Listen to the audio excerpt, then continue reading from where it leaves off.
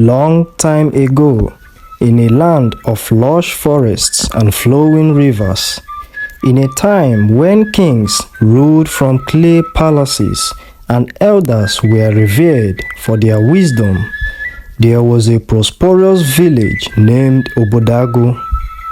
The village was famous for its fertile lands, strong warriors, and most importantly, the community's rich traditions. At the heart of Obodo-Agu lived two men who had been friends since childhood. Mazi Okeke, the wealthiest man in the village, and Ogbonna, his poor but kind-hearted friend. They had grown up together, learning under the same elders and playing in the same fields. However, as fate would have it, their paths diverged as they become adults. Mazi Okeke, the son of the wealthy palm oil merchant, his father, Mazi Okeke, taught him everything he knew about trade, agriculture, and how to grow wealth. Mazi Okeke would say, "Son, wealth is not about how much you have, but about how you use what you have to multiply. Learn to make your resources work for you." Ogbonna, on the other hand, was the son of a poor farmer. His father, Ezani, believed in hard work and humility. He often said to his son, "My son, life is about contentment. Work hard and be satisfied with whatever our Chi have blessed you with. Do not chase wealth at the expense of your peace." The two men grew up holding on to their father's teachings. Okeke expanded his father's palm oil business and invested in lands, making himself one of the wealthiest men in Obodo-Agu. Ogbonna, though poor, lived a humble and peaceful life, content with the little farm he had inherited from his father. Despite their differences, they remained friends, often meeting at the village square to discuss life, philosophy, and the ways of the world.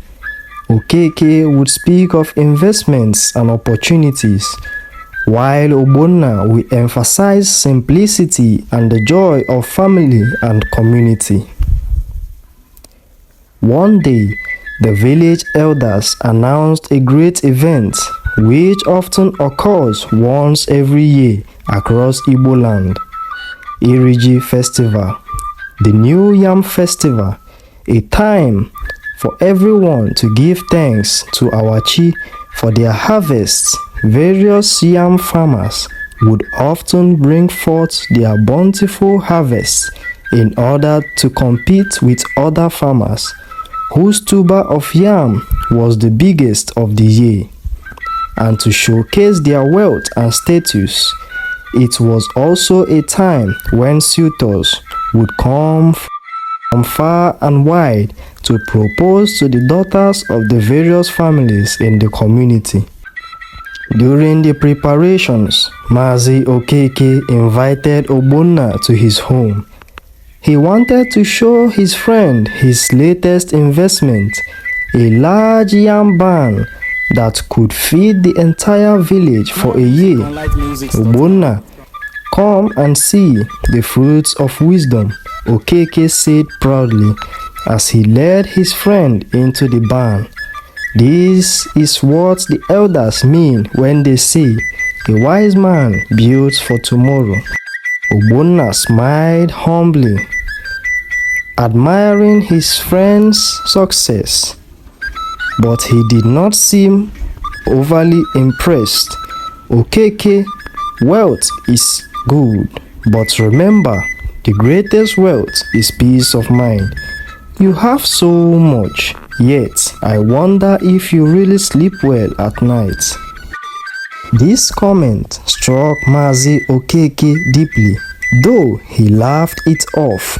"Ogbonna, you are poor because you think like a poor man. Peace of mind. My wealth gives me peace.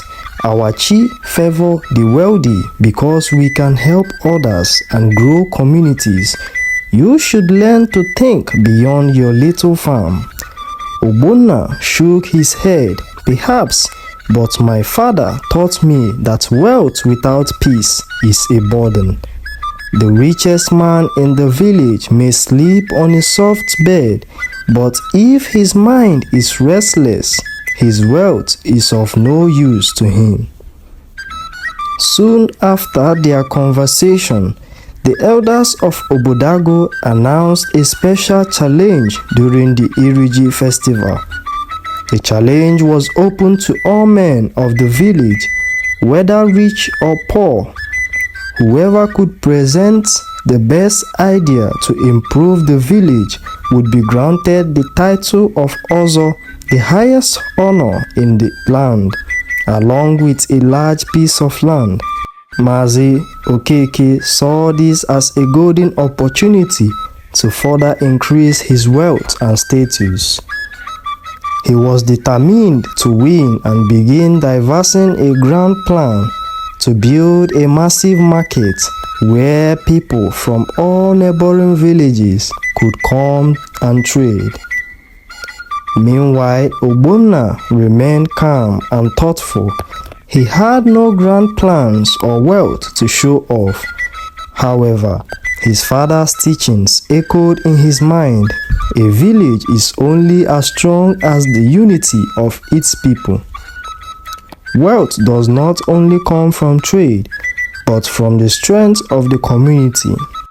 The day of the challenge arrived, and the entire village gathered at the square. One by one, the men of the village presented their ideas. Some spoke of expanding farmland, others of building new roads. Then it was Mazi Okeke's turn. Okeke stood proudly before the elders. My idea, he began, is to build the largest market this land has ever seen. With my wealth, I will fund its construction, and it will attract traders from far and wide, bringing riches to our village. The crowd murmured in approval. The elders nodded thoughtfully. Finally, it was Ogbonna's turn. He stood humbly before the elders and the crowd. My fathers, my idea is simple, he began. We should strengthen the bonds of our community. Let us create a council of villagers where both the rich and the poor come together to solve the problems of our people. If we are united, no enemy can defeat us, and no famine can break us. The crowd was silent, unsure of what to think. It was not a grand idea like Mazi Okeke's own, but there was wisdom in Ogbonna's words. The elders, after much deliberation, announced that both men had presented valuable ideas and that the true test would be in how they executed the plans. Months passed and both men worked on their projects. Mazi Okeke poured his wealth into building the market, which soon became the pride of Obodo-Agu. Traders from neighboring villages come to buy and sell, and Okeke's wealth grew even greater. Meanwhile, Ogbonna quietly went about farming his council. He gathered men and women from all walks of life, farmers, traders, hunters, and even the elderly, encouraging them to share their wisdom and resources. The council met regularly to discuss issues facing the village, from disputes to how to store food for the dry season. 1 year later, a great famine struck the land. Crops failed, and the once bustling market fell silent as traders stopped coming. Mazi Okeke, despite all his wealth, found himself struggling to feed his family. His barns were full, but without trade. His wealth was useless. In contrast, Ogbonna's council had prepared for such a disaster.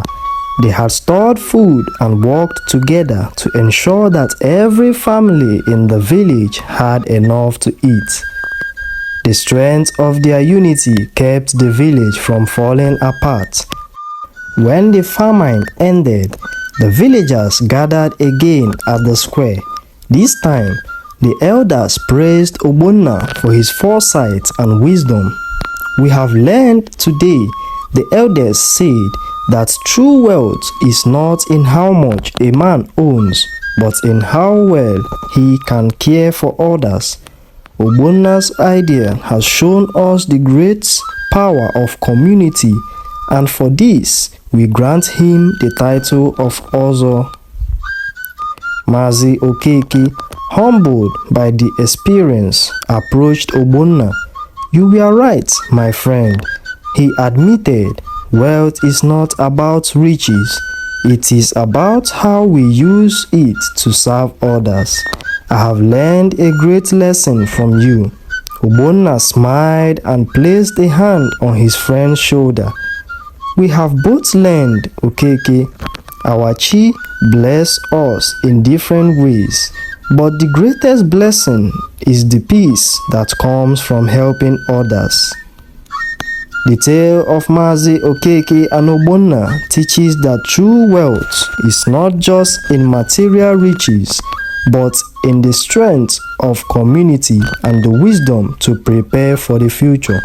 While wealth can bring comfort, it is the bonds we build with others that truly sustain us through difficult times. The rich and the poor both have something to offer, and when they come together, they can create a stronger, more resilient society. From that day forward, the people of Obodo-Agu lived in unity, guided by the lessons of their rich and the poor. Mazi Okeke and Ogbonna continued to work together, using their different strengths to benefit the village. And in the evenings, under the moonlight sky, they would gather with their children and grandchildren, sharing the story of how true wealth is not in gold or yams, but in the heart of a united community.